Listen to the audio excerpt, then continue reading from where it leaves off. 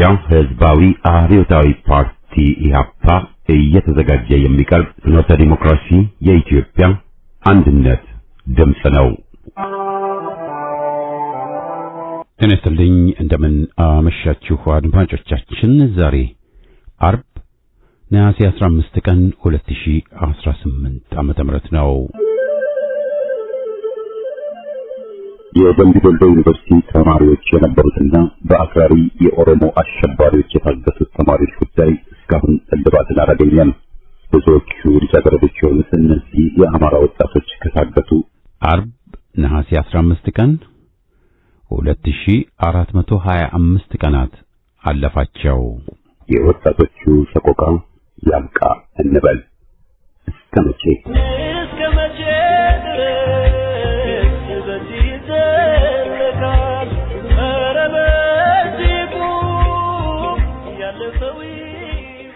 በየሳምንቱ አርብ ከአድማጮች የደረሱንን መልእክቶች የምናስተናግድበት የደብዳቤዎች አምድ ፕሮግራማችንን አሰምተን የዛሬ ዝግጅታችን ፍጻሜ ይሆናል። በቅድሚያ ዜና። አገዛዙ በከባድ መሳሪያ በንጹሃን ሕይወትና ንብረት ላይ ጉዳት አደረሰ። በሰሜን ወሎ ዞን ቡግና ወረዳ አይና ከተማ ላይ መሽጎ የሚገኘው የአገዛዙ ጦር ከደሃና ወረዳ የተንቀሳቀሰውን ኃይል ለመቀበል ሽፋን ሰጠው በሚል ሰበብ በዘፈቀደ መድፍና ሞርተር በማስወንጨፍ በንጹሃን ላይ የአካልና የንብረት ጉዳት አድርሷል። ከአይና ከተማ ወደ ብርኮ ከተማ ሲንቀሳቀስ የ19ኛ ተፈራ ማሞ ክፍለ ጦር ባደረገው የደፈጣ ጥቃት ክፉኛ የተመታው የአገዛዙ ኃይል የበቀል በትሩን ንጹሃን ላይ በማሳረፍ በሞርተር ቅንቡላ አንዲት መነኩሴን ጨምሮ 3 ንጹሃን ክፉኛ እንዳቆሰለና ቤትና ንብረታቸውን ማውደሙ ታውቋል ሲል የህዝብ ግንኙነት መምሪያው አስታውቋል። የአምስቱም እዞች መጠሪያ ስያሜ ተቀይሯል። የአማራ ፋኖ ብሔራዊ ንቅናቄ አፋብን የእዞችን ስያሜዎች ማስተካከሉን ገልጿል። የአፋብን የወታደራዊ አደረጃጀት መምሪያ ደንቡን መሰረት በማድረግ በስሩ ባሉት 5 እዞች ላይ ሰፊ የስያሜ ማስተካከያ አደረገ። ንቅናቄን ውሳኔ ያሳለፈው የሰራዊቱን ድርጅታዊ መዋቅር ይበልጥ ለማስተካከል የኮር ክፍለ ጦር ሰያሜዎችን በወታደራዊ ደንብ ለመቅረጽ እንዲሁም አደረጃጀቱን ዓለም አቀፋዊ የመለኪያ መስፈርቶችን ያሟላና የተቀናጀ ለማድረግ በማሰብ መሆኑ ታውቋል። ከነሐሴ 15 ጀምሮ ተግባራዊ በሆነው በዚህ አዲስ መመሪያ መሰረት አንደኛ ወሎ ቤት አማራ እዝ በመባል ይታወቅ የነበረውን ምኒልክ አንደኛ እዝ፣ ጎጃም ጠቅላይ ግዛት ቴዎድሮስ እዝ በመባል ይታወቅ የነበረው ቴዎድሮስ ሁለተኛ እዝ፣ ሶስተኛ ጎንደር ጠቅላይ ግዛት በላይ ዘለቀ እዝ በመባል ይታወቅ የነበረው በላይ ዘለቀ ሶስተኛ እዝ፣ አራተኛ ወለጋ ቢዛሞ አንሻ ሰይድ እዝ በመባል ይታወቅ የነበረውን አንሻ ሰይድ አራተኛ እዝ እና አምስተኛም ሸዋ ጠቅላይ ግዛት አሳምነው እዝ በመባል ይታወቅ የነበረውን አሳምነው አምስተኛ እዝ ተብለው የተሰየሙ ሲሆን የእዞቹ ስያሜም ሆነ የሥራ አመራር ስርዓት እንዲሁም በሚዲያዎች የሚሰራጩ መረጃዎች በተደረገው ማስተካከያ መሰረት እንዲከናወን በጥብቅ መመሪያ ተሰጥቷል። እንደተገኘው መረጃ ከሆነ ከዚህ ጊዜ ጀምሮ የማንኛውም እዝ የሥራ አመራር እንቅስቃሴም ሆነ መዋቅራዊ መጠሪያ በተደረገው አዲስ ማስተካከያ መሰረት ብቻ እንዲከናወን በጥብቅ መመሪያ መታዘዙን ሻለቃ ዝናቡ ልንገረው ደለለ የአማራ ፋኖ ብሔራዊ ንቅናቄ ምክትል ጦር አዛዥና ለወታደራዊ አስተዳደር በጻፈው ደብዳቤ አመላክቷል። የአገዛዙ ቅጥረኛ ኃይል ባንክ ቤቶችንና የመስሪያ ቤት ቁሳቁሶችን አወደመው። የፋኖን ክንድ መቋቋም የተሳነው የኦህዴድ ብልጽግና ወንጀለኛ ቡድን ቅጥረኛ ኃይል በአውደ ውጊያው የደረሰበትን አሳፋሪ ሽንፈት በሸፍትና በተሰባሰበ ሴራ ሊሸፍነው ቢሞክርም የደረሰው ውሸት ሁሉ በአንዲት የነጠረች እውነት ረብ የለሽ ሆኖበታል። በመሃል ሳይንት ወረዳ በተለያየ አቅጣጫ የተመመው የፋኖ ኃይል ለመመከት እንደማይቻለው የተረዳው አገዛዙ ባንክ ቤቶችን በመዝረፍና በምስለኞቹ አፈቀላጤ የፋኖ ዘረፈው ብሎ በማስወራት የታጋዮችን ስም ለማጠልሸት ሞክረዋል። የባንክ ቤት ሰራተኞችና ጥበቃዎችን ፋኖ እንደዘረፈው እንዲያወሩና እንዲያስወሩ በማስፈራራት ከፍላጎታቸው ውጭ በማስገደድ የረከሰ ዓላማውን ከግብ ለማድረስ ያልሄደበት ርቀት እንደሌለም ታውቋል። ከባንክ ዘረፈው ከአስቀኙ ድራማ በተጨማሪ የነጻነት አርበኛ የህዝብ ልጅ የሆነውን ፋኖ ስመ ሰባራ አድርጎ ለማሳየት የተለያዩ መስሪያ ቤቶችን መገልገያ ቁሳቁሶችን በማውደም በመዝረፍ የአረመኔነት ምግባሩን አስመስክረዋል። ያጭበረበሩበትና የሀገር ሀብት ለግል ጥቅማቸው የዋሉ የኦህዴድ ብልጽግና ጉዳጅና አሸርጋጅ የወረዳ አመራሮችን ከተጠያቂነት ለማምለጥ ተሸፋፍነው እንዲቃረጥ ጽኑ ፍላጎታቸውን በመሆኑ መስሪያ ቤታቸውን በማመስካከል የበኩላቸውን እኩይ ተግባር ፈጽመዋል። በሐዋሳ የቤት ኪራይ ዋጋ በከፍተኛ ሁኔታ መጨመር ነዋሪዎችን ለከፍተኛ ችግር መዳረጉ ተገለጸ። በሐዋሳ ከተማ በቅርብ ጊዜ የታየው ያልተጠበቀ የቤት ኪራይ ዋጋ ንብረት በነዋሪዎች ላይ የከፋ ኑሮ ጫናና እንግልት እየፈጠረ ይገኛል። በርካታ አከራዮች ቀደም ሲል ጠይቁት ከነበረው ዋጋ በእጥፍና ከዚያም በላይ በመጨመራቸው ከተለይም በወር ደሞዝ የሚተዳደሩ የህብረተሰብ ክፍሎች ለከፍተኛ ኢኮኖሚያዊ ፈተና ተደርገዋል። ይህ የቤት ኪራይ ዋጋ ንረት ዋነኛ ምክንያት አገዛዙና ግብረ አበሮቹ ኮሪደር ልማት ጋር በተያያዘ ከቤት ንብረታቸው የተነሱ በርካታ ዜጎች በአንድ ጊዜ ወደ ኪራይ ገበያው መግባታቸው እንደሆነና ገበያው ለማረጋጋት ምንም አይነት የህግ ማዕቀፍ አለመሰጠቱ እንደ ዋናነት የሚጠቀስ ነው ተነስቷል። አከራዮችም ይህን የመኖሪያ ቤት እጥረት እንደ አጋጣሚ በመጠቀም ዋጋውን እንዲሰቅሉት ተደርገዋል። በዚህ ምክንያት ቤት ፈላጊዎች በተመጣጣኝ ዋጋ መኖሪያ ማግኘት ሲቸገሩ ያገኙትንም ቢሆን ከገቢያቸው ጋር የማይመጣጠን ከፍተኛ ክፍያን ለመክፈል ተገደዋል። ከዚሁ ከልማት በሚል ተልካሻ ምክንያት ጋር በተያያዘ አገዛዙና ግብረ አበሮቹ አጠቃላይ እንደ ሀገር እየተጨቆኑ መሆኑና በተለይ ሐዋሳ ላይ ያለው የጭቆና ቀንበር በከፍተኛ ሁኔታ ተጠናክሮ መቀጠሉን ገልጸዋል። የዕለቱ ዜና ያበቃ።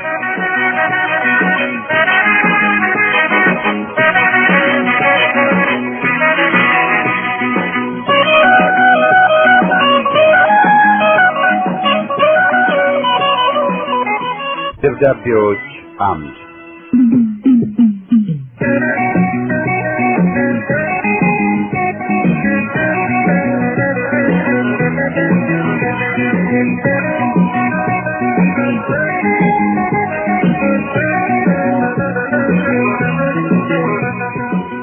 ይህ ፕሮግራም ከእናንተ ከአድማጮቻችን ያገኘናቸውን ደብዳቤዎች የምናስተናግድበት መድረክ ነው። ሰላም ፍኖተዎችና አድማጭ ወገኖች እንደምን ሰነበታችሁ? በለስ ቀንቷቸው ብቻ ሳይሆን በተቀነባበረ ሴራ በትረ መንግስትን የጨበጡ ተከታታይ አምባገነን አገዛዞች ኢትዮጵያን የደም ጎዳና አድርገዋታል። በስልጣን ጥም ታውረው በሙስና ዘቅጠው በሚያደርሱት የኢኮኖሚ ቀውስ ሆም ብለው በሚቀፈቅፉት ግጭትና ጦርነት የህዝብ ብሶት እሳት ሆኖ ሲለበልባቸው፣ የትጥቅ አመጽ በየግንባሩ ሬሳ በሬሳ ሲያደርጋቸው፣ የኦሮሞማውና የትግራይ ተገንጣይ ጉዶች የማይፈጥሩት በሬ ወለደ ትርክትና የማያሳዩት አስቂኝ ተውኔት አይኖርም። ተስማሙም ተባለ ተጣሉ፣ የትግራይና የኦሮሞ ጠባብ ዘረኞች ኢትዮጵያ ላይ የወረዱ መቅሰፍቶች መሆናቸውን ምንም አይነት ተአምር አይቀይረውም። ተፈጥሯቸውም ሆነ ስምሪታቸው አንድና አንድ ነው። ያም ኢትዮጵያ እንደ ሀገር እንዳትቀጥል ማፍረስ መሆኑን የ35 ዓመት ታሪካቸው ምስክር ነው። ሐቁ ይህ ሆኖ እያለ አገር ወዳድና ለአማራው ህልውና ቆሜያለሁ የሚለው ክፍል ሁለት አባትና ልጅ የጦር ወንጀለኞች ሆም ብለው በሚፈጥሩት ግርግር ተጠልፎ ከሁለት አንዱ ጋር በመተቃቀፍ ሌላኛውን እናጥቃስ ከማለት የሚደርስ ከሆነ አቅጣጫው የጠፋው ውስጠ ወይራ ወይም በቀደዱለት ቦይ የሚፈስ መናጆ እንጂ አማራውን ቀርቶ ራሱን እንኳን የሚታደግ ኃይል ሊሆን አይቻለውም። ይህ አገራችንን ምድረ ሲኦል ያደረገ መርዘኛ ስርዓት የዘረጋውና ራሱን የትግራይ ነጻ አውጪ ብሎ የሚጠራው ታሪካዊ መርገም በባዕዳን እርዳታ ለስልጣን በቅቶ ኤርትራን ያስገነጠለ ለዘመናት አብሮ የኖረውን የኢትዮጵያ ሕዝብ ለማለያየት እርስ በርስ ለማባላት ለብዙ አስርተ ዓመታት የተንቀሳቀሰ የባንዳ ጥርቅም ከሚታወቅበት ባህሪዎቹ አንዱ የሐሰት ዜና ሆን ብሎ ማናፈስ፣ የሕዝብን ትኩረት ማስቀየስ፣ እርባና ቢስ መነጋገሪያ ርዕስ በመስጠት የተካነ መሆኑን አገር የመሰከረለት ታሪክ የመዘገበለት ማንነቱ ነው። ጸረ ኢትዮጵያ ባዕዳን ከጀርባ የሚጋልቧቸው አገር አፍራሽ ቡድኖችን ባጣመረ ጽምዶ የሚል ጭምብል ለብሶ የተከሰተውም የወገንን ኃይል ለመከፋፈል በተለይ የትጥቁን አመጽ ለማኮላሸት የታቀደ ደባ መሆኑ የሚሳት መሆን የለበትም። ይህ ደግሞ ከኦሮሞማውም የተደበቀ ምስጢር ሳይሆን አብረው የሚከትቡት ድራማ ነው። እውን ተባልተውማ ቢሆን ኖሮ ደስ ባለን። ይህ ሁሉ ቋንቋ የሚናገር ጸረ ኢትዮጵያ ጸረ አማራ አጋንንት እርስ በርሱ ተባልቶ ቢከስም አገራችን ከነዚህ መርዘኛ ተውሳኮች ተገላገለች ነበር የሚባለው። እንደ እውነቱ ከሆነ ወያኔ የሚባለው ታሪካዊ መርገም ከወድቃው በወጣ አውሬም ይሁን በሌላ አጥንቱ ደቆ ቢቀበርና በዚች ምድር ላይ ዳግም ሊከሰት የማይችል ተስቦ ክፉ ትውስታ ሆኖ ቢቀር ከስር ከስሩ እየሄዱ ትርፍራፊውን ከሚለቅሙ ጥምብ አንሳዎች በስተቀር አገር ወዳድ ለሆነ ኢትዮጵያዊ ሁሉ እሰየው የሚያሰኝ እንጂ ሌላ ሊሆን አይችልም። እነዚህ የቀኝ ገዢዎችን ርካሽ ከፋፍሎ የመግዛት ደባ እንደ ጌጥ ለብሰው የሚኩራሩ ነፍላዎችን ከነተውሳክ ማንነታቸው እንደ ፈንጣጣ ጨርሶ መጥፋት ኢትዮጵያውያን በእኩልነት አንድ ሆነው ተዋደው ተዋልደው ተከባብረው ራሳቸውንም ሆነ አገራቸውን አሳድገው ለመኖር ይችሉ ዘንድ መሰረት የሚጥል ቅድመ ሁኔታ ነው። በሌላ በኩል ደግሞ ከነዚህ ከላይ የተጠቀሱ ታሪካዊ መርገምት ባልተናነሰ ተጠያቂ መሆን ያለባቸውም አሉ። እነዚህ ለሁለቱ ጸረ ኢትዮጵያ ተገንጣይ ቡድኖች በሶስተኛ እግር ሆኖ የሚያገለግለው ነውረኛውና ማፈሪያው የአማራው ባንዳ ነው። ብአዴንም ተባለ አዴፓ፣ አብንም ተባለ ሌላ ተገንጣዮች ለቆሻሻ ስራቸው የጠፈጠፉት የባንዳ ጥርቅም ነው። የአገሩን ሰርዶ ባገሩ በሬ ይባል እንደነበረው ሁሉ ዓላማቸው አማራውን ለማጥፋት አማራውን መጠቀም በሚል እሳቤ ነው። የኦሮሚያ ኢምፓየር ሲፈጠር የሚታየው ቅዠታሙ እጁ በንጹሃን ደም ለተነከረው የኦሮሞማ ቁንጮ ምክክር በሚለው በረት ውስጥ ገብቶ መሪ አሸጋጋሪ የሆነው የዕድሜ አዛውንቱ የህሊና ራቁቱ ማፈሪያ የአማራ ልሂቅ መሆኑን በምጸት እየታዘብን ነው። በዚህ ምድር ላይ ያላቸውን ዕድሜ ማጠናቀቂያ ላይ ሲደርሱ ይህን መሰሉ ቅሌት መንግስተ ሰማያት ያስገባል እንደተባለ ሁሉ ለሰው በላም ባገነኖች እንዲህ የሚያጎነብሱበት ምስጢር የሚገባው አለ ብዬ አላምንም። ቻሪክ ተመን ግርማ ገመቹ ነኝ ከናይሮቢ ኬንያ።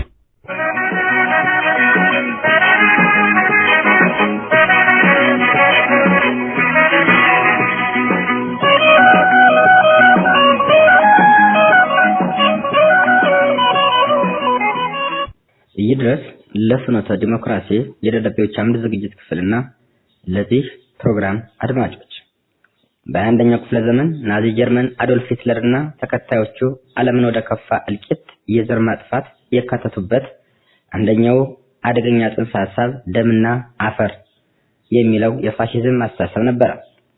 የዚህ አስተሳሰብ መሰረታዊ ፍልስፍና አንድ መሬት አፈር ባለቤት ሊሆን የሚችለው በተወሰነ የደም ሐረግ የተሳሰረ ማህበረሰብ ብቻ ነው። ሌሎች ዜጎች መሬቱ ላይ ምንም አይነት ሀገራዊና ዜግነታዊ መብት የላቸውም የሚል ጠባብ አግላይና አደገኛ የዘር የበላይነት ትርክት ነበር።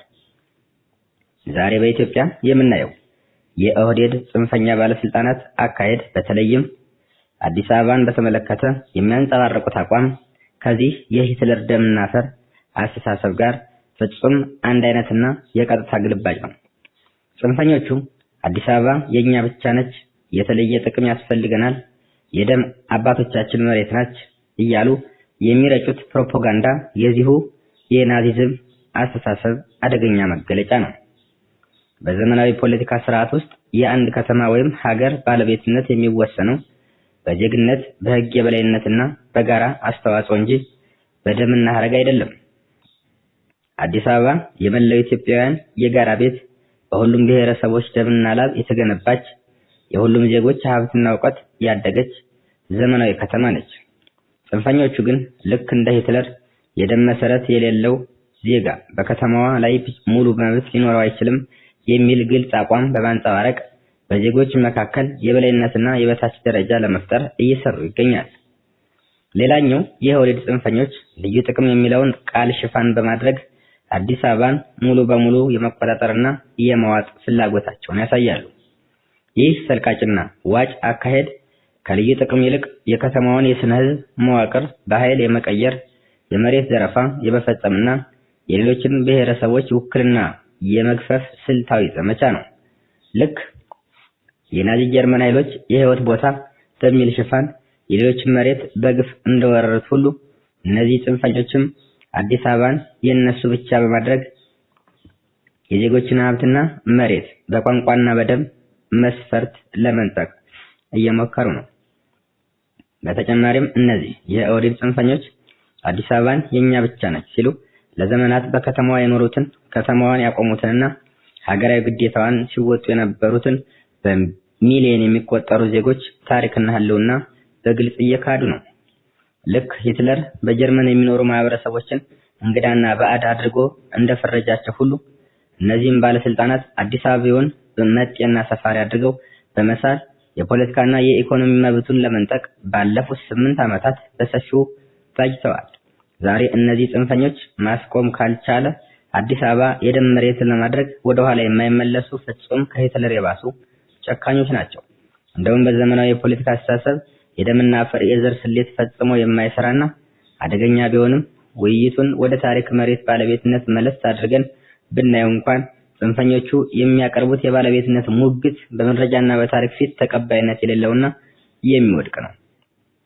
ታሪክ እንደሚያስተምረን ደምና አፈር በሚል የጽንፈኝነት የፋሺዝም አስተሳሰብ የተመራ የትኛውም ኃይል መጨረሻው ውድቀትና አሳፋሪ ሽንፈት ነው። አዲስ አበባ የሁሉም ኢትዮጵያውያን የጋራ ሀብት፣ የነጻነትና የብዝሃነት ተምሳሌት እንጂ በጽንፈኞች የደምና ስሌት የዘር ገዥነት የምትወድቅ ከተማም አይደለችም። የወዴት ጽንፈኛ ባለስልጣናት ይህንን የሂትለር አስተሳሰብ ተሸክመው አዲስ አበባን የህገወጥ ስግብግብነታቸው ማዕከል ለማድረግ የሚያደርጉት ጥረት በመላው ፍትህ ፈላጊ ህዝብና በህዝባዊው የነጻነት ትግል የሚከሽፍ ይሆናል። ከጽንፍ እስከ ጽንፍ ከጫፍ እስከ ጫፍ ያሉ ብሔር ብሔረሰቦች በአንድነት በመነሳት የሁሉንም ጥላት የሆነውን የኦህዴድ ጠባብ ጽንፈኛ ተገንጣይና ተስፋፊ ኃይል ለአንዴና ለመጨረሻ ጊዜ እናስወግድ ሲል ወንድማችን ሸዋፈራው መልእክቱን እነሆ ብሏል።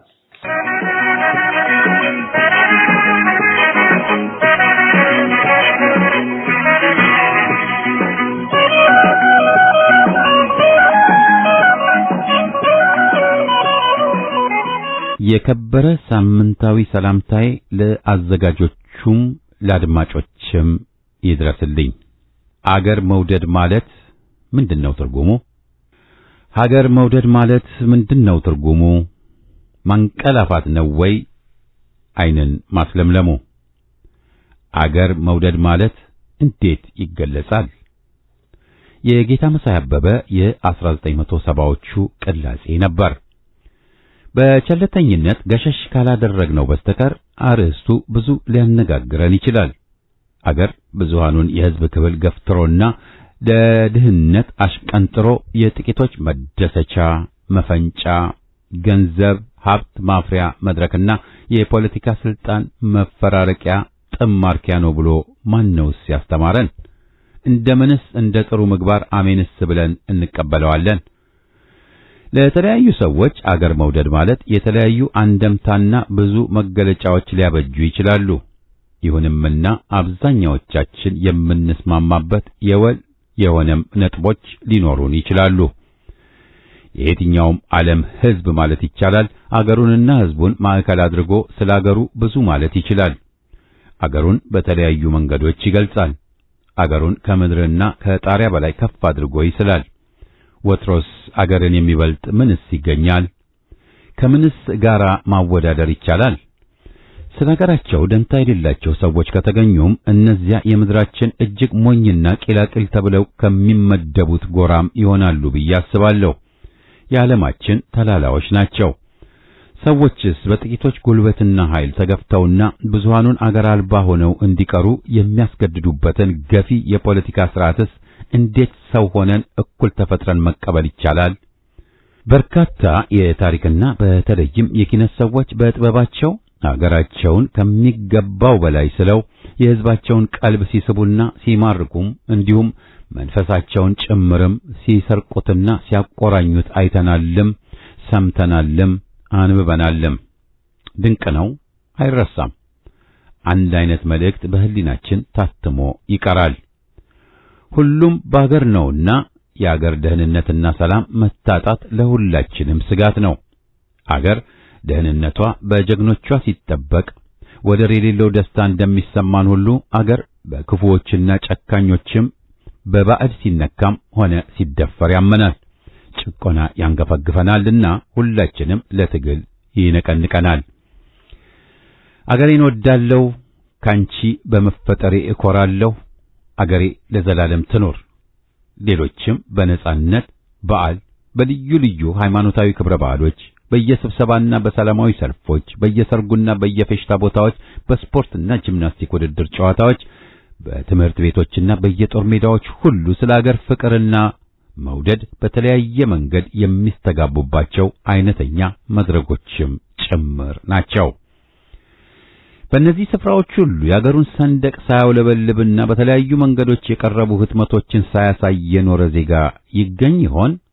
አገርን ለማወቅና ለመረዳትም ካለን ፍቅርም የተነሳ ታሪካዊ አስገራሚና ውብ ተፈጥሯዊ ስፍራዎችንም ጭምር በግልም ሆነ በቡድን ለመጎብኘት የሚደረጉ እንቅስቃሴዎች ሁሉ ስለ አገር ገጽታ የሚሰጡት ጠቃሚ ዕውቀት ነውና ቢዘወተሩና ቢስፋፉም ይበጀናል እንጂ አይንደንም።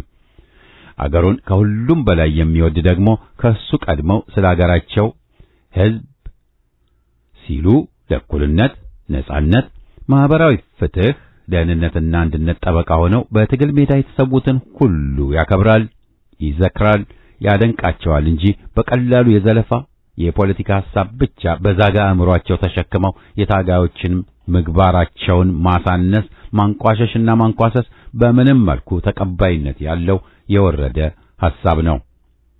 ጤናማ አስተሳሰብ ያለን ሁሉ ልንታገለውና ልናወግዘውም ይገባል። ስለ ሀገር ግንባታ ምንም የረባ ሚናና ድርሻ ሳይሰጡ ያለፉትን መውቀስና ማዋረድ ተራ የሌብነት ድርሻና የሥነ ምግባር ድርሻ ነው።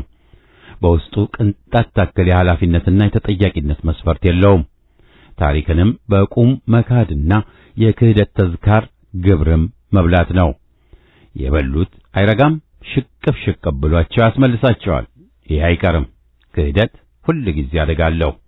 እውነት ብቅ ያለች ቀን ቄጥ በጅራፍ ያስገርፋል። ታሪክም አበላሽቶ ከሥራ ውጭ ያስደርጋል።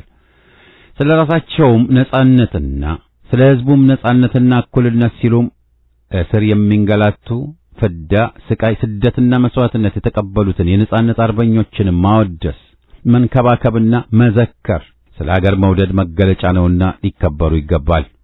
በእስር የሚሰቃዩትን ደግሞ ካፈናና ከጭቆና ነጻ የሚወጡበትንም መንገድ ካለማቋረጥ የሚመለከታቸውን መወትወት በእርምጃዎች የታጀቡ እንቅስቃሴና የማቴሪያልና የሞራል ድጋፍም ጭምር በማድረግ በትንሹ ስለ ሀገር መውደድ የምንሰጠው ድርሻችን ነውና ይበረታታ ዘንድ እናሳስባለን። ስለ ሀገር በዜጎቿ የሚከፈል መስዋዕት ሁሉ ፍቱንነቱ ለሁላችን እንጂ ጥቂቶችን ብቻ የሚጠቅም መስሎ አይታየን። እንታረም። በጥቂቶች ትግል ብቻ ጨቋኞችን ለመታገል ከምንፍጨረጨር ብዙሃኑ ሕዝብ የሚሳተፍበትን ስልት ላይ እናነጣጥር። ሰለሞን ታምሮ አየለ ነኝ ካለሁበት።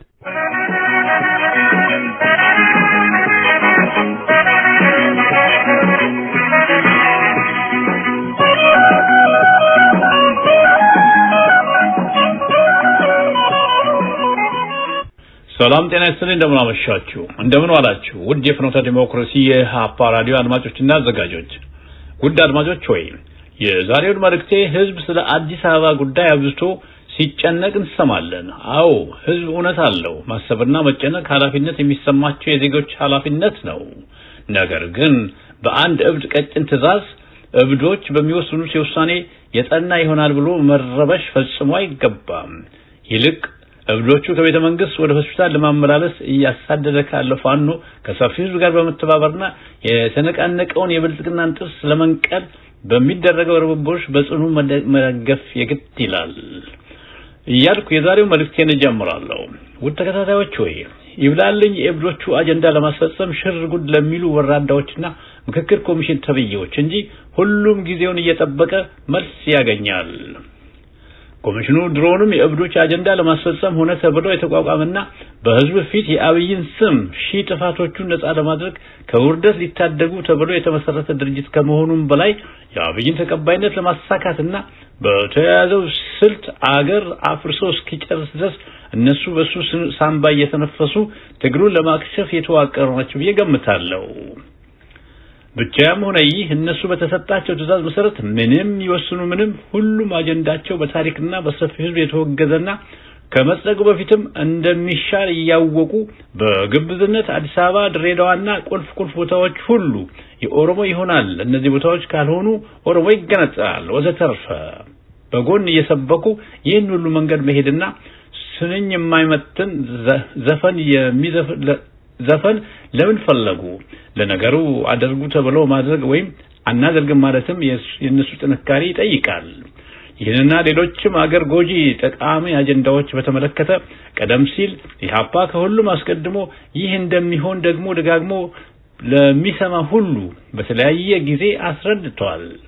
ነገር ግን ሰው የኢህአፓን ሀገር ገንቢ ማስጠንቀቂያ እንደ ውሸት ቆጥሮ የአብይንም ሆነ የወያኔ ቅጥፈት እንደ እውነት በመውሰድ እነሆ ዛሬ አውሬው አብይ እንደ እስስት እየተቀያየረ ከኢትዮጵያዊነት ይልቅ ኦሮሞን በልቡ ገንጥሎ ኦሮሞነቱን መርጦ ህዝብን እያስራበና ከኢምሬት ጓደኛው በሚሰጠው ዶላር በዓለም ተወዳዳሪ የሌለውን ቤተመንግስት አስገንብቶ ነክሶ የጥፋት ተልእኮውን ሊወጣ ሲል በየፈርጁ ያደራጃቸው በኢትዮጵያና በአማራ ጥላቻ ያበዱ ወጣት እብዶችና መሰሪ ልሂቃን ነንባዮች ማታ ማታ እነሱ ብቻ የሚሳተፉበት ስብሰባ በማድረግ የአብይ በሚሰጣቸው ትዕዛዝ መሰረት የኦሮሞ ቆዳ ስፋት በአዴኖችን እንደ አሻንጉሊት አድርጎ እሱ ከወዲሁ መልካም መሪ ሆኖ አገር ሊመራ አማራና ሌሎችም አውድሞ ኦሮሞ ብቻ እንዲለማ በጎን ከቤንሻንጉል ክልል ቤንሻንጉል ግድቡ ያለበት 2 ወረዳዎችን በሽመልስ ፊታውራሪነት ወደ ኦሮሚያ እንዲካለል አድርገዋል።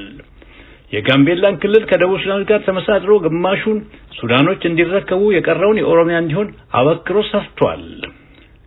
ለዚህም ድርብ ስራ የተሰጣቸው ጀነራል ባጫ ደበሌ አዲስ ካርታ እየተዘጋጀ ማለቱን እነሱ ኢትዮጵያን ለመናድ እየደከሙ መሆናቸውንም የሚጠቁም ሲሆን ከዚሁ ሳንወጣ ሲዳማ አንድ ህዝብ ነን እያለ አብይ ሐይቅና ሐዋሳን ከተማ የራሳቸው ለማድረግ ያለ የሌለ ኢንቨስትመንት ማለትም ሆቴልና የአባገዳ ባንኮችን አብዝቶ በመክፈት ክልሉን በውስጥ በሰገሰጋቸው አርበኞቹ አማካይነት ለመጠቅለል ብዙ እየሰሩ መሆናቸውንም እያየን ነው።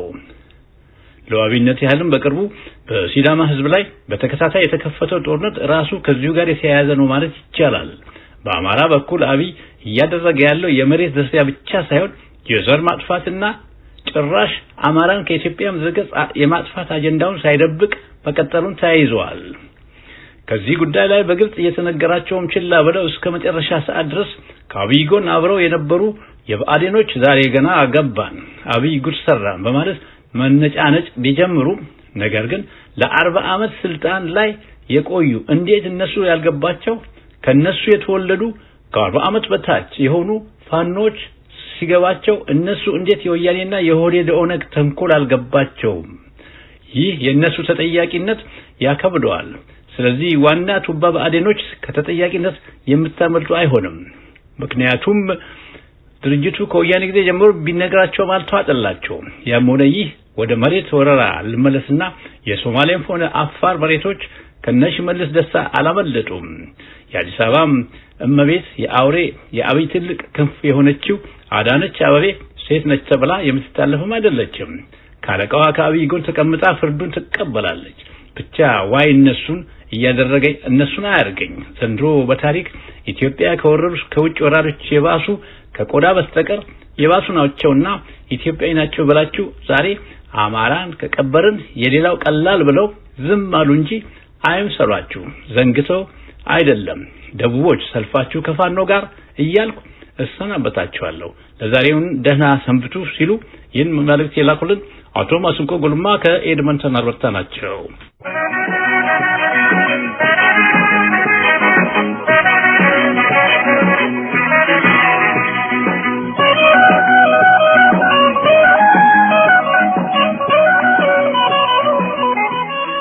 ይድረስ ለፍኖተ ዲሞክራሲ የኢትዮጵያ አንድነት ድምጽ አዘጋጆችና አድማጮች በሙሉ እንደምን ሰንብታችኋል? ፍኖተ ዲሞክራሲ የኢትዮጵያ አንድነት ድምጽ ይህን ወቅታዊና አንገብጋቢ ጥያቄ ለሚመለከተው ዜጋ ሁሉ ታደርሱልኝ ዘንድ ይችን ደብዳቤ ጀባ ብያቸዋለሁ። ጉዳዩ ያላቻ ጋብቻ እንዲሉ ሰሞኑን እየተናፈሰ ስለሰነበተው ትብብር ወይንም ራሱን ወታደራዊ ምክር ቤት ብሎ ስለጠራው ዳግማዊ ኢህአዴግ መፈጠር ነው።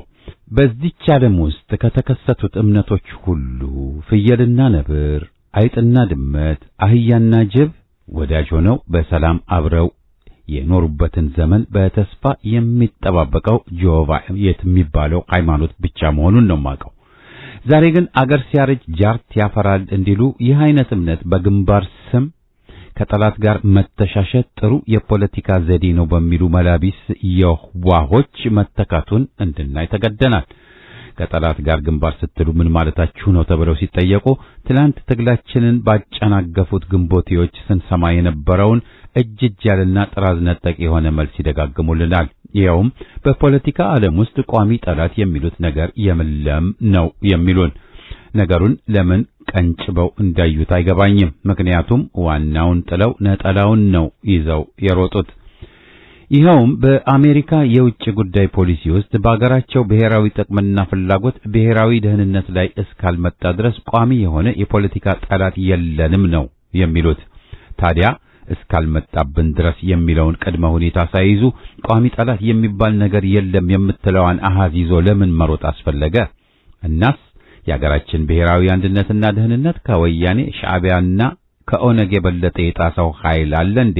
ከጸረ አንድነት ከጸረ ነጻነትና ሉዓላዊነት ጎራ መቀላቀሉስ ግንባር ያሰኛል?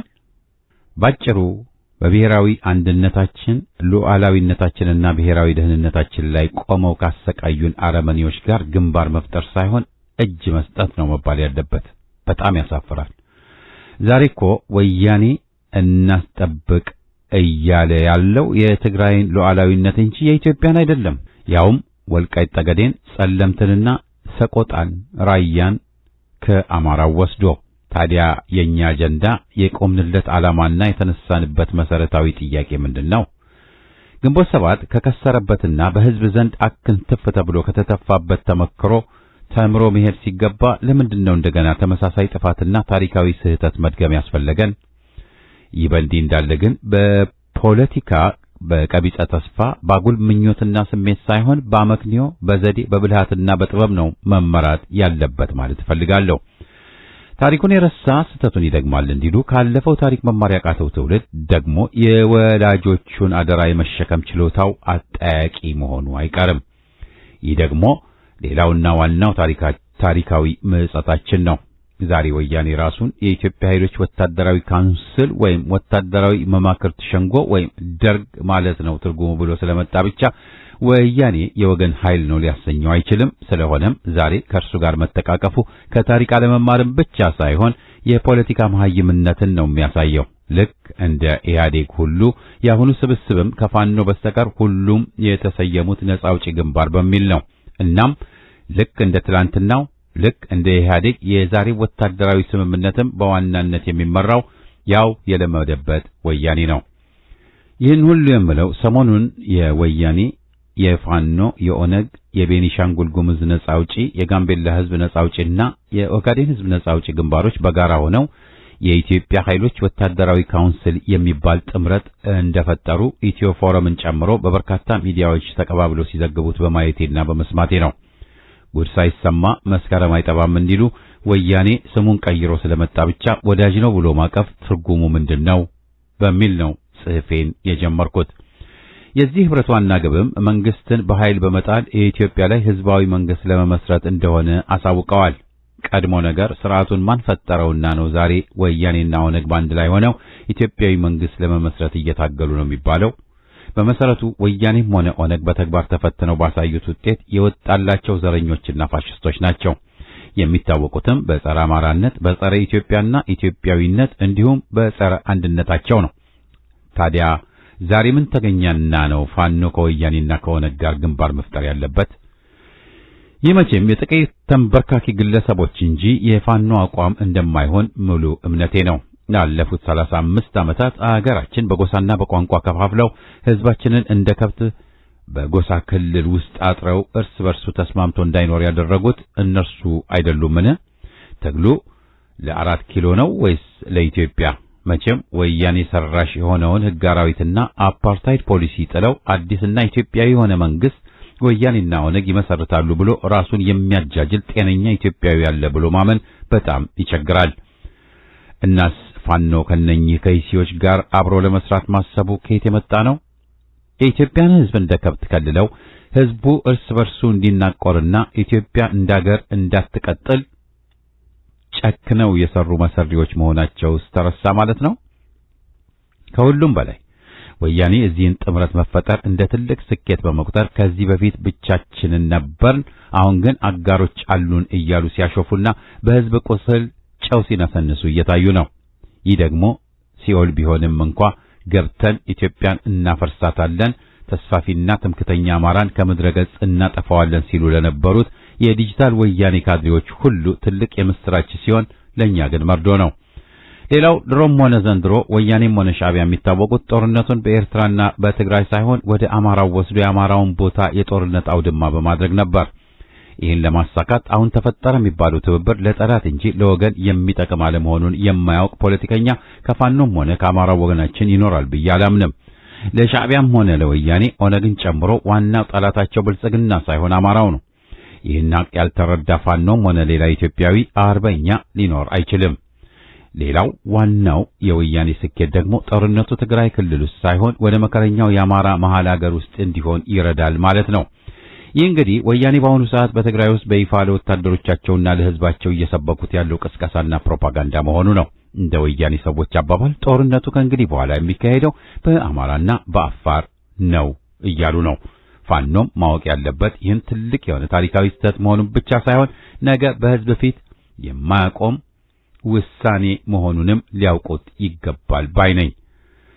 ትናንት ወያኔ ተመልሶ ስልጣን ለመያዝ ወደ አዲስ አበባ ሲያኮበኩብ አማራውን በወሎ በጎንደርና በሸዋ እየጨፈጨፈ ሀብት ንፍረቱን እያወደመና ከብቶቹን ሳይቀር እየገደለ ነበር ወደ አዲስ አበባ ይገሰገሰው። ባጭሩ ልክ ትላንት እንዳደረገው ዛሬም ጦርነቱን በአማራና በአፋር ሕዝብ መሬትን ውስጥ ለማድረግ ነው ወያኔ ትብብሩን የሚፈልገው። ይህ መታወቅ አለበት። ዛሬ ወያኔ በቁሙ የሞተ የፖለቲካ ተቋም ነው። የፖለቲካ ሕይወት የሌለው ድርጅት ደግሞ በጥይትና በቦምብ ብቻ ጦርነትን ማሸነፍ አይችልም። ፋኖን አስመልክቶ የሚወራው ወሬ እውነት ከሆነ የፋኖ የፖለቲካ ሕይወትም አብሮ ከወያኔ ጋር የሚያከትም ይሆናል ማለት ነው።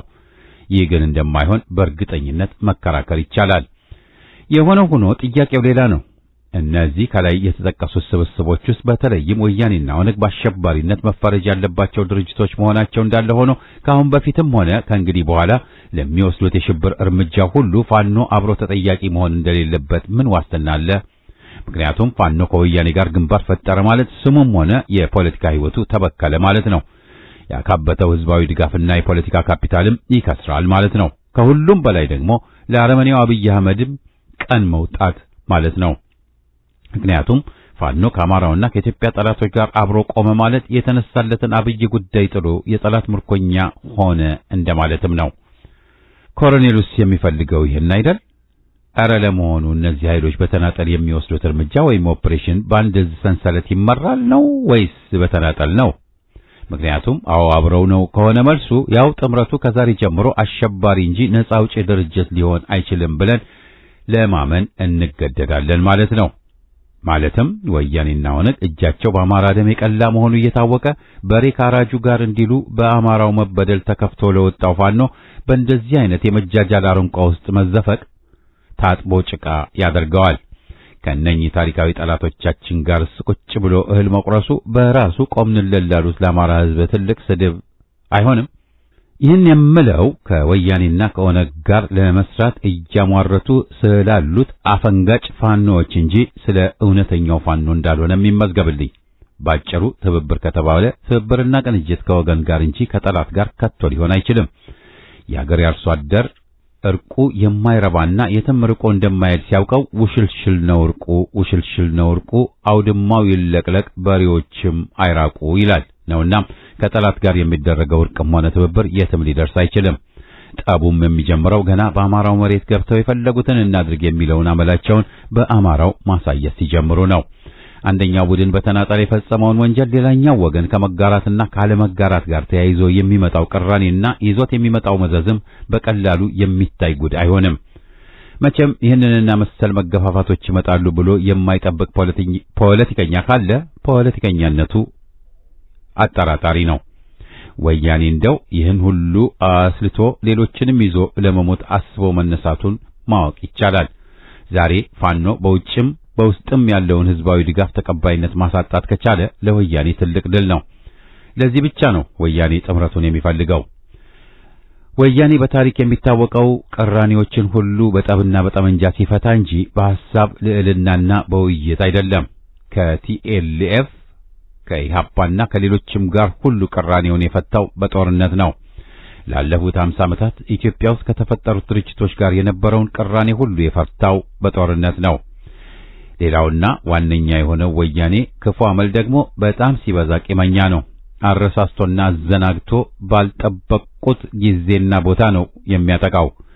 ይህ ደግሞ ትግራይ ውስጥ ራሱ ያደራጀውን የራሱን ጦር ማለት ነው በጀርባ ገብቶ በወታደሩ ላይ የወሰደውን አሰቃቂ እርምጃ ብቻ መጥቀስ ይበቃል። በማይካድራ ውስጥ በአማራው ላይ ያደረገውን የዘር ማጥፋት እርምጃ ሳንጨምር ማለት ነው። ወያኔ ይህን አይነት ጭካኔ የተሞላበት እርምጃ የሚወስደው ከጦርነት ውጭ ቅራኔዎችን ለመፍታት ሌላ አማራጭ አለ ብሎ ስለማያምን ነው።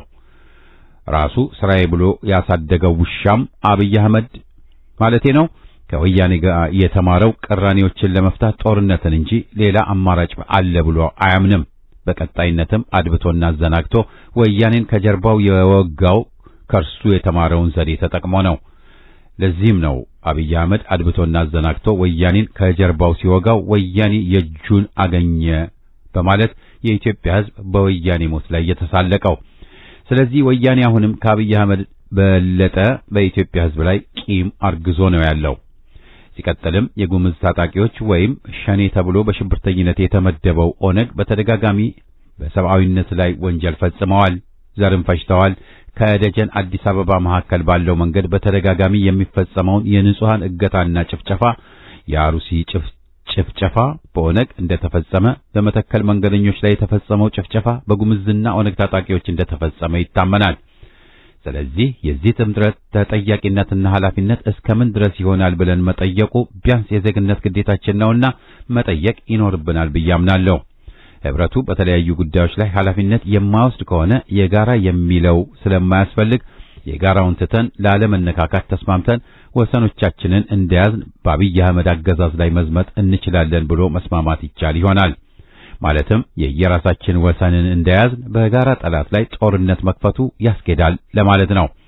ኃላፊነቱን የሚወስድ ከሆነ ከአርሲው ጭፍጨፋም፣ በደብረ ጉራቻም ጭፍጨፋም፣ በመተከሉ ጭፍጨፋም ሆነ ለሚቀጥለው ጭፍጨፋ ሁሉ ፋኖን አብሮ ተጠያቂ የሚያደርግ ስምምነት እንዳይሆን እፈራለሁ። ለዚህ ነው ከነርሱ ጋር መፈራረሙ የበለጠ ከነርሱ ጋር ተያይዞ ዝቅጠት መግባት ነው ብዬ ማምነው። ወያኔና ኦነግ ከተመሰረቱ ጊዜ ጀምሮ ሲዘምቱ የኖሩት በአማራው ላይ ነው። ሌላው ቀርቶ ራሳቸው መልመለው ያሳደጉት የራሳቸው ቡችላ አብይ አህመድ ጦርነት በከፈተባቸው ጊዜ ወያኔዎች ሀብለው ጦርነት የጀመሩት በአብይ አህመድ ላይ ሳይሆን በፈረደበት አማራ ላይ ነበር። ወደ ባህር ዳርና ጎንደር ነበር ሮኬት በመተኮስ ጦርነቱን የጀመሩት። ሌላው ቀርቶ ጦርነት የከፈተባቸውን አብይና ሻዕቢያን ረስተው ተስፋፊውና ትምክተኛው አማራ ነበር መፈክራቸው።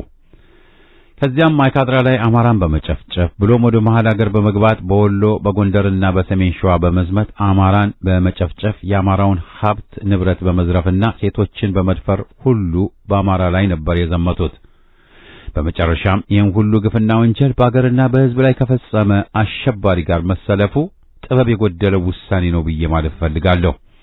ከወያኔ ጋር ግንባር ለመፍጠር ቢያንስ ወያኔ በአማራው ላይ ላደረገው ለፈጸመው ግፍና በደል ይቅርታ መጠየቅ ነበረበት። ከሁሉም በላይ ግንኙነት በመፍጠርና ተከታታይ የሆነ ህዝባዊ ስብሰባ በመጥራት መምከርና መዘከር ያለበት አሸባሪ ወያኔ ሳይሆን ህዝቡ ራሱ ነው። የትግራይ ህዝብ ከጎረቤቱ የአማራ የኤርትራም ሆነ ከተቀረው የኢትዮጵያ ህዝብ ጋር ሊያስታርቀው የሚችለው ወያኔ ሳይሆን ራሱ የትግራይ ህዝብ ነው። ወያኔንም ሆነ አገዛዙንና ጠባብ ብሔረተኞችን ለማስወገድ ህዝብ ነው በአንድ ላይ መቆም ያለበት እላለሁ። አመሰግናለሁ። አዲስ ዓለም ተኮ ነኝ ከምስራቅ ጎንደር።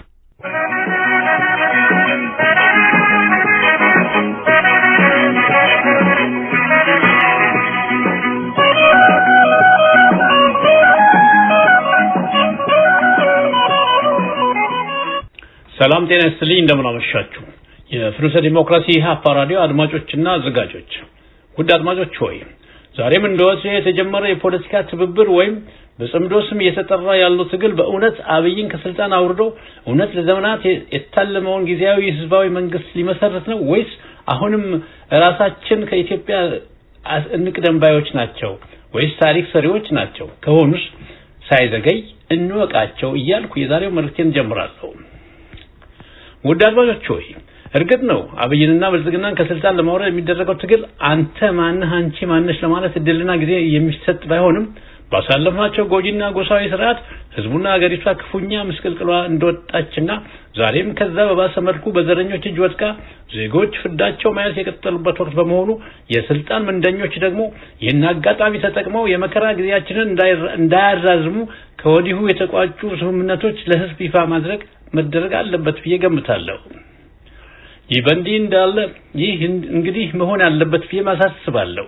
ታዲያ በእንዲህ እንዳለ ገና ከጅምሩ ያኔ አብይ ስልጣን ሲይዝ ከህዝብ የቀረበለትን ጥያቄ ህዝቡ የሚፈልገውን የሽግግር መንግስት ነው ተብሎ ሲጠየቅ እሱ የመለሰው መልስ አይ ግድ የለም ችግሩ ሽግግር መንግስት ከሆነ በኔ ዘመን ከኔ ሌላ ሽግግር አይኖርም፣ እኔ ራሴ አሻግራቸዋለሁ ባለው መሰረት እነሆ የራሱን አምሳያዎችና መሰል የኦዴት ጠባቦችን ከየትም ለቃቅሞ የሀገር የምክክር ኮሚሽን ብሎ ራሱን አጀንዳውን እየቀረጸ ባንዲራ ለአማራ ተወካዮች አዲስ አበባን ደግሞ ለኦዴት ተወካዮች እድል እንዲሰጥ ያመቻቸው አውሬ አብይ ወዲያው አዲስ አበባን የብዙዎች ማዕከል የሁላችን እንብርትና የአፍሪካኖች የሚመኩባት የዓለም ዲፕሎማቶች ስሟን ጠርተው የማይጠግቧት አዲስ አበባን የአንድ ብሔር ከተማ ሊያደርግ በመሞከሩ እኔ ከሞትኩ ሰርዶ አይብቀል ባዩ አብይ እንዴትስ መሪ ሆኜ ልቀጥል ብሎ ያስባል?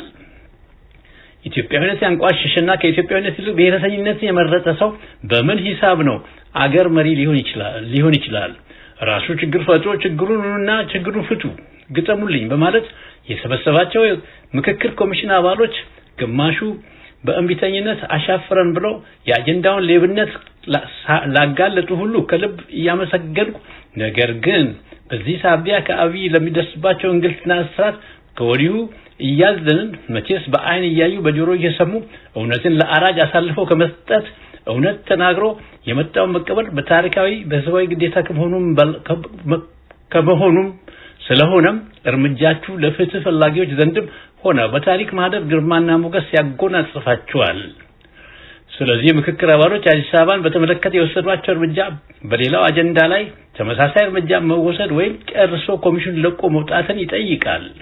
ይህ ማድረግ የትግሉ አንዱ መንገድ አካል ስለሆነ እናንተም ጠንክራችሁ የተቻላችሁን ሁሉ አድርጉ። እንግዲህ ከዚህ ጉዳይ ሳንወጣ አንድ ነገር ብዬ ወደ ሌላ አርስት ለለፍ። የአዲስ አበባ ጉዳይ የአንድ ብሔር ብቻ ሳይሆን የሁሉም ዜጎች ስለሆነ ሁሉም ሰው አንድ ነገር ልብ ሊል ይገባል። አጀንዳው አስፈላጊ በመሆኑ አንዳንድ የምክክር ኮሚሽን አባሎች እምቢታና እርምጃ የተናደደው አብይ በጉልበት ሊወስን ይችላል። ነገር ግን እሱ ማወቅ ያለበት ያ በጠባብ ጭንቅላት የሚወስዳቸውን እርምጃዎች የሚያስከትለው ጥፋት ያ በኮሪደር ልማት ስም የተገነባው ህንጻ ሌሎችም ልማቶች ሁሉ በህዝብ ዘንድ ከሚነሳ ቁጣ ሊወድምና ዱቄት ሊሆንም ስለሚችል ለጉዳዩ ትኩረት ተደርጎ ከወዲሁ ተቀልብሶ መሰሪው አብይን ማስወገድ በስተቀር ሌላ መፍትሄ አይኖርምና ስለዚህ ይህ ሰው ከስልጣን ባሻገር አድቆ ማየት ስለማይችል ለወጣ ወጪና ለተገነቡ ልማቶች እሱ የማይቀጥል መሆኑን ካረጋገጠና ከተማ ለኦሮሚያ የሚወሰን ከሆነ እሱም ሆነ መሰሎቹ በሚስጥር ያቀዱትን የጥፋት በግልጽ የአብይ ተቃዋሚ መስለው ሲያወናብዱ የከረሙ እነ ዶክተር ጸጋይ አራርሳ የሚባለው ከአውስትራሊያ በዚህ ሳምንት በአንድ ሚዲያ ላይ ያስተላለፉ መልእክት እንዲህ ብለዋል። ሁሉም ተባብሮ ከተነሳ ኦሮሞ ስልጣን የሚነጠቅ ከሆነ እኛም ከአብይ ጋር ሆነን የሁሉም ክልል ዋና ከተማዎችን እናጠፋለን በማለት በሚዲያ ሲናገር ተሰምቷል። ለነገሩ እኛም ነቅተናል፣ ጉድጓድ መሰናል እንዳለችው አይጥ ይህ እንደሚሆን ሁሉም ሰው ቀደም ብሎ ያውቃል። ስለዚህ ኦሮሞማ ብልጽግና እድሜ የሰቆቃ ዘመን እያለቀ ይሄደ ስለሆነ ዜጎች በርቱ፣ ጥንቃቄ ማድረግ ያስፈልጋል። እነሱ ከሆኑ ድሮም የመጡት ለዚህ ጥፋት ስለሆነ አጥፍቶ የመጥፋት አጀንዳቸውን በጥንቃቄ በአንድነትና በህብረት ማክሸፍ ይቻላል። እንዲከሽም የምክክር ኮሚሽን የኛ ስራ በአገር አንድነት ሴንሲቲቭ በሆኑ ነጥቦች ላይ መወሰን አይደለም እዚህ የተሰበሰብነው ሲል በሰጠው ማብራሪያ ላይ ገልጾታል። ስለዚህ እውነት እያደረች መውጣቷ አይቀርም። አብይና ነሽመልስም በርቁም ጊዜያት ይወገዳሉ፣ ሰፊው ህዝብ ያሸንፋል ሲሉ ይህን መልእክት የላኩልን አቶ ማስንቆ ጉልማ ከኤድመንተን አልበርታ ናቸው።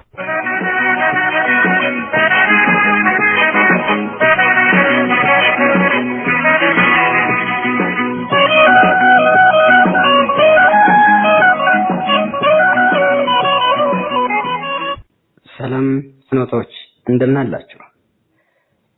የኢትዮጵያ ፖለቲካ የባህልና የኢኮኖሚ ማዕከል የሆነችው አዲስ አበባ በታሪኳ አይቶ በማታውቀው መዋቅራዊና ስነ ህዝባዊ ከበባ ስር ወድቃለች። የወዴድ ብልጽግና አገዛዝ ወደ ስልጣን ከመጣበት ጊዜ ጀምሮ የመዲናዋን ነዋሪዎች ዲሞክራሲያዊና ሰብአዊ መብቶች በመጨፍለቅ ከተማዋን በሽግር ከተማ መዋቅር በመክበብና መሬቷን በይፋ በመቀራመት ሙሉ በሙሉ ለመሰርቀጥ ከፍተኛ እቅድ ዘርግቶ እየተንቀሳቀሰ ይገኛል። ይህ አካሄድ የከተማዋን ነዋሪ ብቻ ሳይሆን የመላው ኢትዮጵያውያንን የጋራ ቤትና ሀገራዊ ህልውና የሚንድ በመሆኑ ሁለገብና የተቀናጀ ህዝባዊ እምቢተኝነት መክፈቱ የማይቀር መራራ እውነት ነው። አገዛዙ የመዲናዋን ማንነት እና አወቃቀር በኃይል ለመቀየር የሚያካሂዳቸው አደገኛ እርምጃዎች መዋቅራዊ ይዘት አላቸው። ሸገር ከተማ በሚል ሽፋን አዲስ አበባን ከዙሪያዋ በመዝጋትና ወሰኖቿን በመከለል ነፃ የመንቀሳቀስ ዕድሏን ማደናቀፍ፣ መሬቷን ለፓርቲው ካድሬዎች፣ ደጋፊዎች በነፃ በማደል የስነ ህዝብ ስብጥሩን በኃይል የመቀየር ስልት እየተገበረ ይገኛል። ይባስ ብሎም በኮሪደር ልማት ስም የቆዩ የመዲናዋን ነዋሪዎች ማፈናቀል፣ ታሪካዊና ባህላዊ ቅርሶችን በመደምሰስ የአንድ ቡድን የበላይነትን የሚያንጸባርቁ ምልክቶችን በኃይል መትከል እንዲሁም የከተማዋን የፋይናንስና የግብር ሀብት ለፓርቲው መዋቅር ማስፈጸሚያ ማድረግ ተለምዷል። አዲስ አበባን ልዩ ጥቅም ከሚል ተረት ተረት ወደ ቀጥተኛ ባለቤትነት በመሸጋገር ነዋሪውን እንደ ሁለተኛ ዜጋ የመቁጠር አካሄድ ተያይዘዋል። በሌላ በኩል የመዲናው አስተዳደር በካድሬዎቹና በወታደራዊ ኮማንድ ፖስት ስር መውደቁ የዲሞክራሲያዊ አስተዳደር ውድቀትና ሌሎችንም ፈጥሯል። ነዋሪዎች ራስን በራስ የማስተዳደር ህገ መንግስታዊ መብታቸው ተነፍገው ከተማዋ በሌተናል ጄኔራል አስራት ዴኔሮ እና በወታደራዊ አዛዥ ስር እንድትወድቅ ተደርጓል። ጋዜጠኞች፣ ባለሀብቶች፣ ወጣቶችና የፖለቲካ ተቃዋሚዎች ያለ ፍርድ ቤት ትዕዛዝ የሚታሰሩበትና የሚሰቃዩበት ወታደራዊ አፈና ሰፍኗል። ያልተመጣጠነ የግብርና የታክስ ጭማሪ በማድረግ ነዋሪው ለከፋ የኑሮ ውድነትና የኢኮኖሚ ጫና ተደርጓል። ነገር ግን አዲስ አበባ ጥያቄ የከተማዋ ነዋሪዎች ብቻ ሳይሆን የመላ ኢትዮጵያውያን የጋራ አጀንዳ ነው። አዲስ አበባ የሁሉም ብሔር ብሔረሰቦች፣ ሃይማኖቶች መኖሪያና የታሪካዊ እድገታቸው ማዕከል በመሆኗ የመዲናዋ መፍረስ የሀገሪቱን መፍረስ ያፋጥነዋል። በአፋር፣ ሶማሌና ሲዳማ፣ አማራና ደቡብ አካባቢዎች የሚካሄደው የመሬት ቅርምት በአዲስ አበባም መደገሙ አገዛዙ የያዘውን አደገኛ የመስፋፋት ፍላጎትን ያሳያል። አገዛዙ ይህንን የመሬት ወረራ የ40 ሚሊዮን ኦሮሞ ጥያቄ አድርጎ ለማቅረብ የሚያደርገው ጥረትም ህዝብን ከህዝብ ለማጋጨት የተሸረበ ርካሽ ሴራ እንጂ የኦሮሞ ህዝብ እውነተኛ ጥያቄ አይደለም በሚል አንዳንድ የኦሮሞ ምሁራን ለጊዜው የተናገሩ ይገኛል። ይህንን መዋቅራዊ አደጋ ለመመከት የመላው ኢትዮጵያውያን ተጠባቂ የጋራ ትግል እየተጠናከረ ይገኛል። በሀገር ውስጥና በውጭ የሚኖሩ ኢትዮጵያውያን የጋራ ጥምረት እንዲሁም የፋኖ ህዝባዊ ትግል፣ የሌሎች ነጻነት ኃይሎች ስልታዊ ግስጋሴ ያገዛዙን የኃይል ማዕከል እያዳከሙ ይገኛሉ። የታጠቁና ያልታጠቁ የፖለቲካ ኃይሎች የጋራ ፍኖተ ካርታ በመቅረጽ በከተማው የተሰማሩ የፖሊስ የመከላከያ አባላት ከህዝብ ጎን እንዲቆሙ በማድረግ አጠቃላይ ህዝባዊ አመጽና የኢኮኖሚ እምቢተኝነትን ማቀጣጠል ቀጣዩ የትግል ምዕራፍ ነው።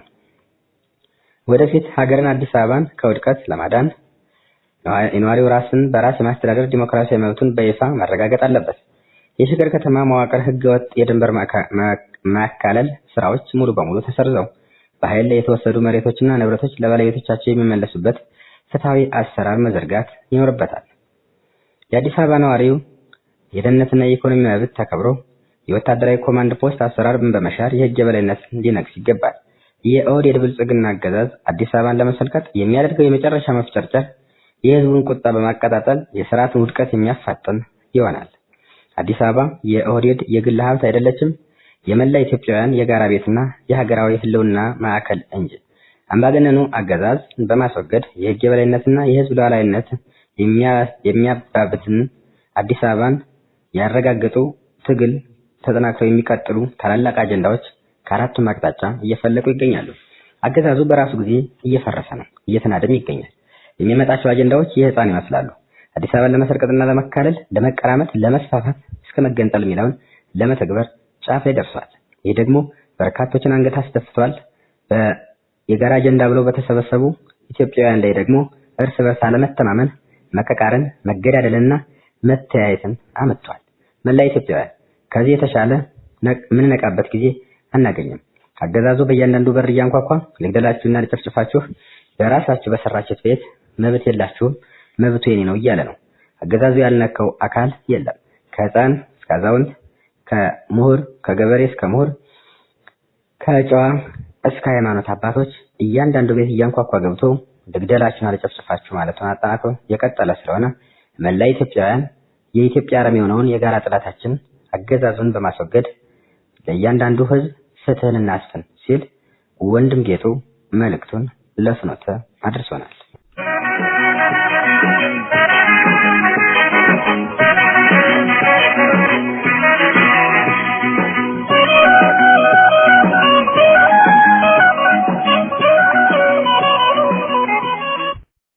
አድማጮቻችን የደብዳቤዎች አምድ ፕሮግራማችን በዚሁ ይጠቃልላል። ሳምንት አርብ እስከምንገናኝ ደህና ቆዩን።